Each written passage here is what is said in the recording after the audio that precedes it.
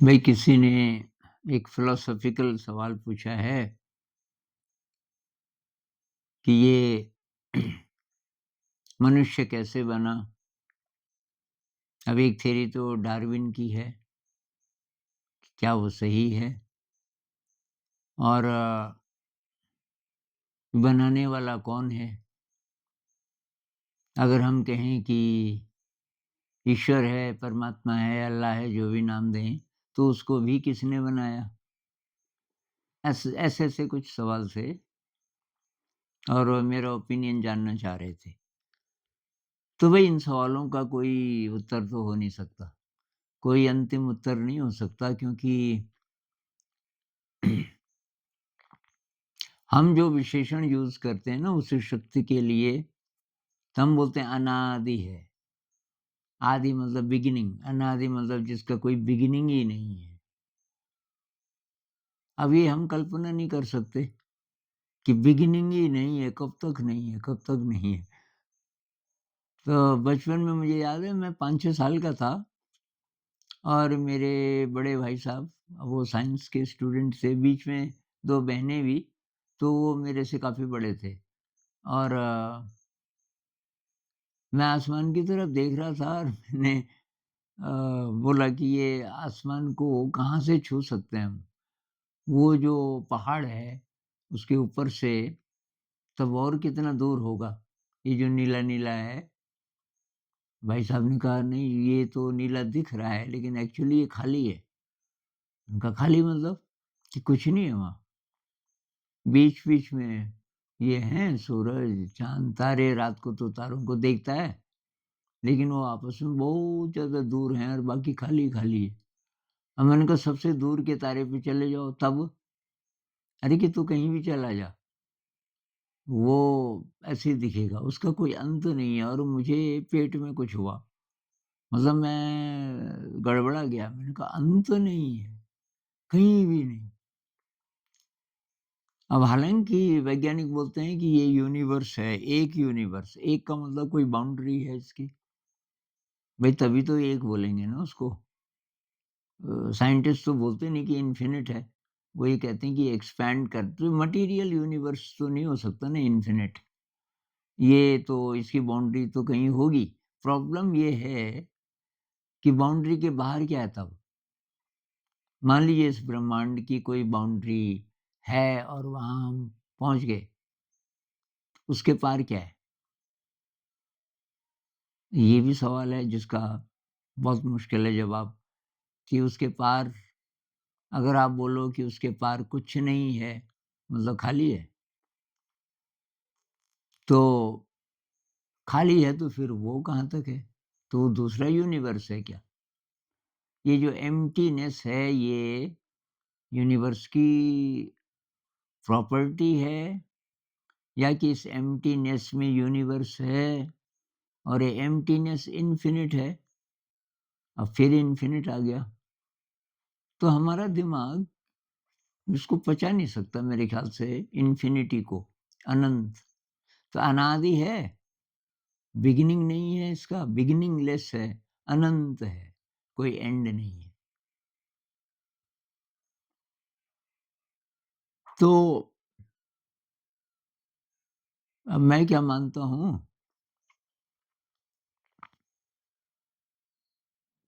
तो मेरे ख्याल से जो जिसको हम कॉन्शियसनेस कहते हैं ना, और उसी को गॉड कह सकते हैं। जितने भी नाम गॉड के हैं अलग-अलग धर्मों में, तो उसको हम विज्ञान की भाषा में कॉन्शियसनेस, तो उसमें कोई झगड़ा नहीं होगा ना कि ईश्वर बोलें कि अल्लाह बोलें कि जीसस बोलें, भाई तुम कुछ भी बोल लो, लेकिन है वो एक ही। और उसको कॉन्शियसनेस भी बोल सकते हैं आजकल विज्ञान की भाषा में। उसी को शायद ब्रह्म बोलते थे, ये अद्वैत वाले बोलते हैं ना कि सब ब्रह्म है, कॉन्शियसनेस। तो वो मेरे विचार से तो अनंत है, कोई बिगिनिंग नहीं है, कोई एंड नहीं है। ये जो टाइम का कॉन्सेप्ट है, ये शायद हमने बनाया। टाइम कहाँ है? गति है बस, चीज़ें चल रही हैं। एक्चुअली देखा जाए तो टाइम अ, गतियों को मापने का अ, एक तरीका है। एक घटनाओं के बीच की दूरी को मापने का एक तरीका है, कि भाई खाना बनाने में कितना टाइम लगा। एक्चुअली टाइम को पकड़ो कहाँ लगा, मतलब क्या-क्या हुआ। तो भाई मैंने आलू काटे, कब काटे? तो ये घड़ी तो हमने बनाई ना, जो घड़ी का टाइम है।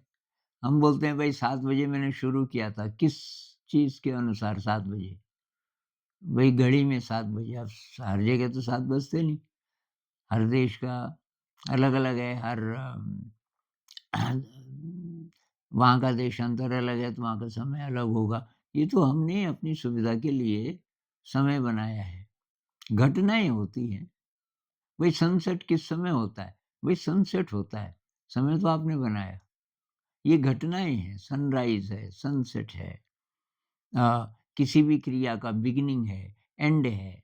आप बस में बैठे, कुछ समय के बाद आप दूसरी जगह पहुँच गए, हम बोलते हैं कितना समय लगा।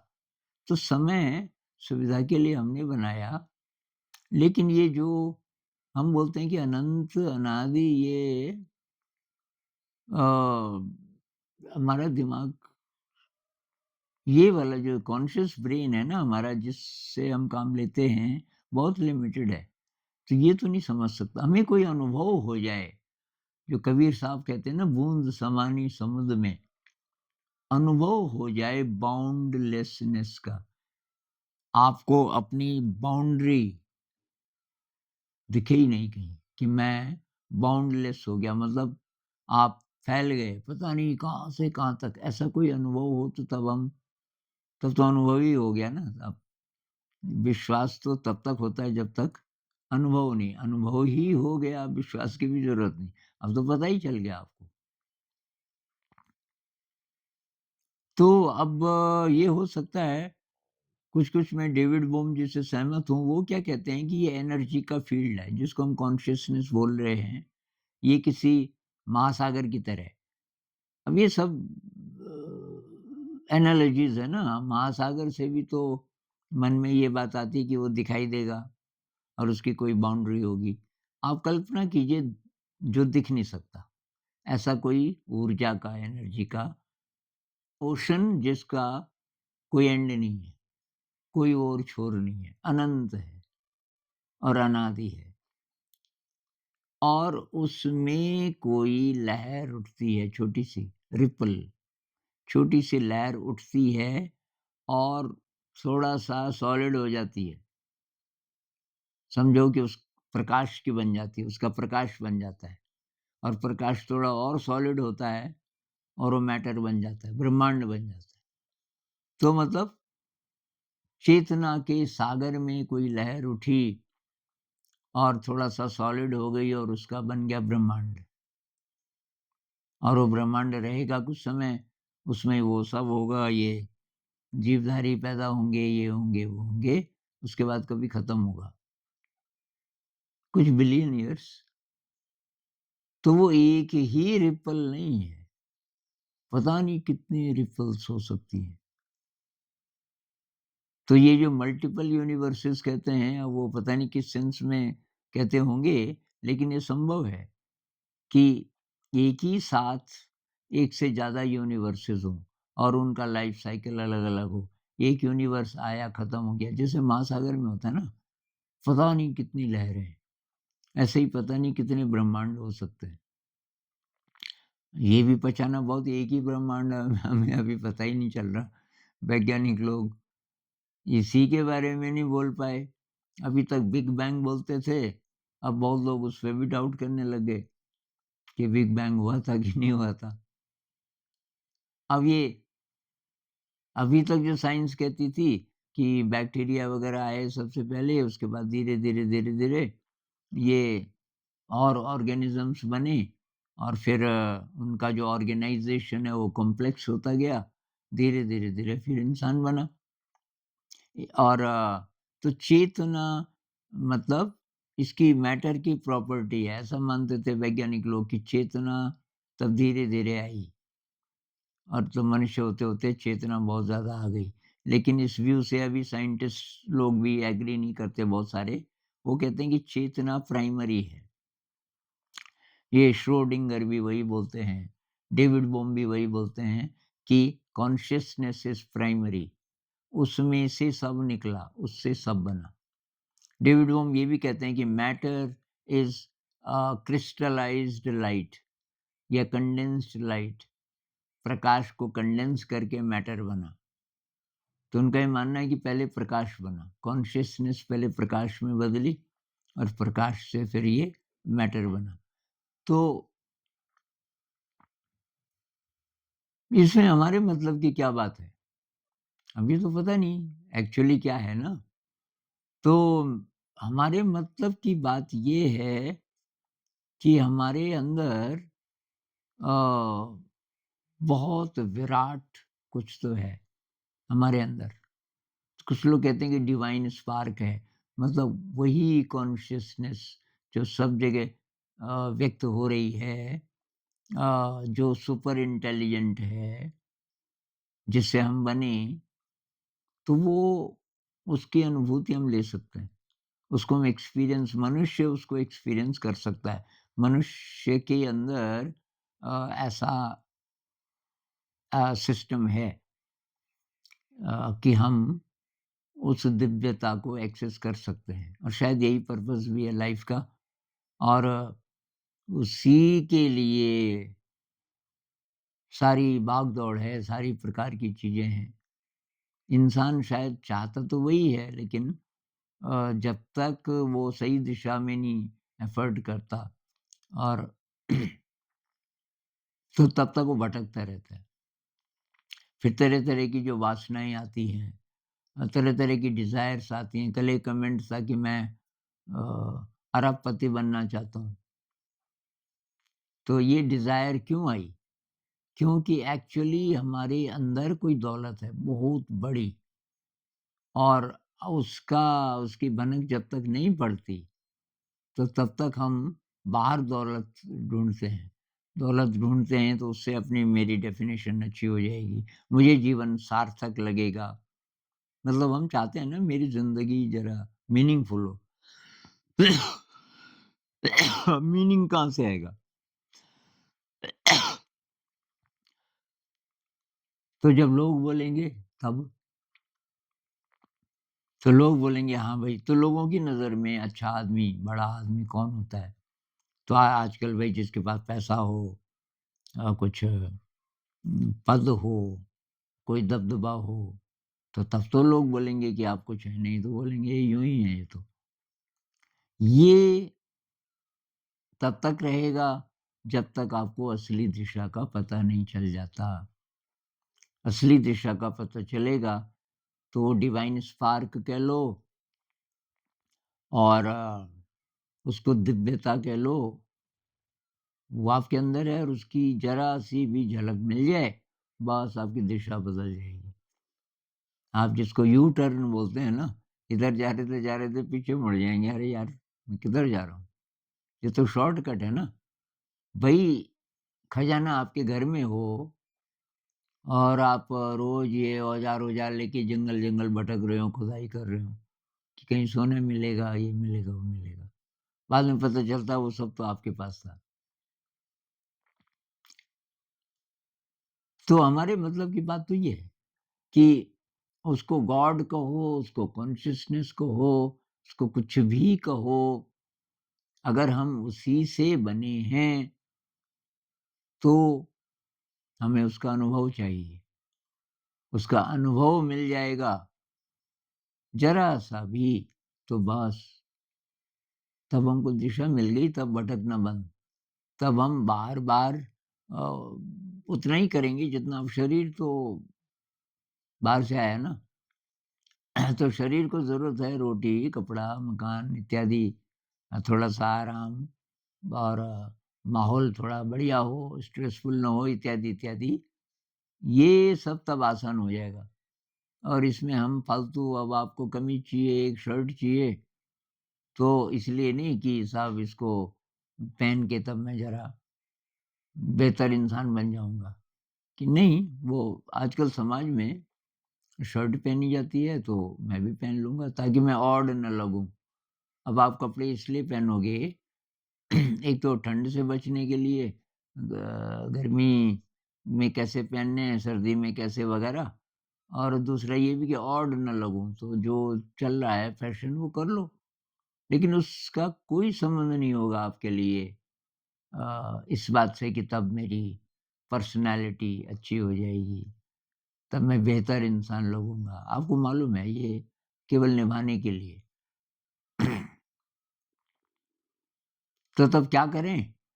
हमारे अंदर दिव्यता है तो उसको एक्सेस कैसे करें? उसी के लिए ये सारी बात हम कर रहे हैं। भई मेडिटेशन का अभ्यास करें और फिर ऐसा कर्म करें कि जिससे बहुत अच्छा लगता है अंदर से। जैसे अ, किसी के लिए कुछ कर दिया आपने, कोई दुखी है और थोड़ा उसकी सेवा कर दी। उसके लिए आपने थोड़ा कुछ अच्छी चीज़ खाने की बना दी, कोई बीमार है, तो उससे अच्छा लगता है आपके दिल को। तो अच्छे कर्म करें और गलत कर्म ना करें। तो उसी के लिए ये है ना शील और पारमिताएँ। विपस्सना मेडिटेशन मुझे इसलिए पसंद है कि उसमें ये इनबिल्ट है कि भई ये तभी सफल होगा जब शील का पालन करोगे और धीरे-धीरे पारमिताओं का पालन करोगे, पारमिताओं को बढ़ाओगे। शील में वही बातें, धोखा नहीं देना किसी को, झूठ नहीं बोलना, हिंसा नहीं करना, चोरी नहीं करना, नशा नहीं करना, इस प्रकार की चीज़ें नहीं करना। अब कई लोग बोलते हैं कि जी कैसे बचें इन चीज़ों से, दुनिया तो ऐसी हो गई। भाई कोशिश तो करो। थोड़ा-थोड़ा करके कोशिश करते आपको रास्ता मिलेगा। कैसे भी माहौल में, कितना भी करप्ट आपका ऑफ़िस हो जिसमें आप काम करते हो, आप उसमें ठीक रह सकते हो। प्रैक्टिस तो करो, धीरे-धीरे करके हो जाएगा और तब आपको अपने पर एक तरीके का गर्व होगा कि यार मैंने विजय प्राप्त कर ली, अपनी कई वीकनेसेस पे। तो फिर पारमिताओं का अभ्यास, विनम्रता, कृतज्ञता, सेवा, देने का भाव, अ, ये हमको मालूम है। फिर पराक्रम है, भई जब ठान लिया, संकल्प की शक्ति को बढ़ाना है। कई लोग कहते हैं कि ये दिन भर कुछ नहीं मैं कर पाता या कर पाती, फ़ोन ही घुमाती रहती हूँ, मैं क्या करूँ? कोई हाउसवाइफ़ जैसे हो। अरे यार! कुछ कुछ क्रिएटिव करना शुरू कर दो। दिन तो बहुत छोटा है। मुझे तो बहुत कम लगता है कि भई मैं ये भी करना था, ये भी करना था। कई बार कई प्रोजेक्ट्स होते हैं दिमाग में। तो और फिर ध्यान करो, कुछ भी काम नहीं है। ध्यान अब ज़्यादा तो तभी हो पाएगा जब बहुत अभ्यास करोगे। शुरू-शुरू में ज़्यादा नहीं कर सकते आप। ना तो बैठ के ज़्यादा ध्यान कर सकते, ना माइंडफुलनेस का बहुत ज़्यादा अभ्यास कर पाओगे शुरू में, प्रैक्टिस करनी पड़ेगी। तो कोई इंस्ट्रूमेंट सीख लो, कोई क्रिएटिविटी को बढ़ाओ। धीरे-धीरे उससे ध्यान में भी मदद मिलेगी आपको। तो बात हम कर रहे थे कि ये कैसे बना सब कुछ, मैं कैसे बना? इसकी बजाय मेरे ख़्याल से फ़ोकस ये होना चाहिए कि मैं क्या करूँ कि मैं अपनी दिव्यता को एक्सेस कर सकूँ, थोड़ा-सा ही सही। उसका तो यही मार्ग है भई, यही रास्ता है और ये जिज्ञासा आती है कि ब्रह्मांड कैसे बना, ये कैसे बना? पर इस पे बहुत टाइम वेस्ट मत कीजिए, इसका कन्क्लूसिव आंसर आपको नहीं मिलेगा और जो शाब्दिक आंसर मिलेगा उससे तृप्ति होगी नहीं। अंत में तो ये है कि भई मैं कौन हूँ? क्योंकि जो भी बना उसका क्लू मेरे अंदर होगा। जो भी अनंत है, अनादि है, इत्यादि है, उसी का पार्ट मैं भी हूँ। तो अगर मैं भी हूँ, तो क्यों ना मैं इसी पे सारी एनर्जी खर्च करूँ? तो कैसे? तो शुरुआत कीजिए मेडिटेशन से। और देखिए कि तब क्या परिवर्तन आते हैं आपकी ज़िंदगी में। तो इतनी बात करते हैं। नमस्कार।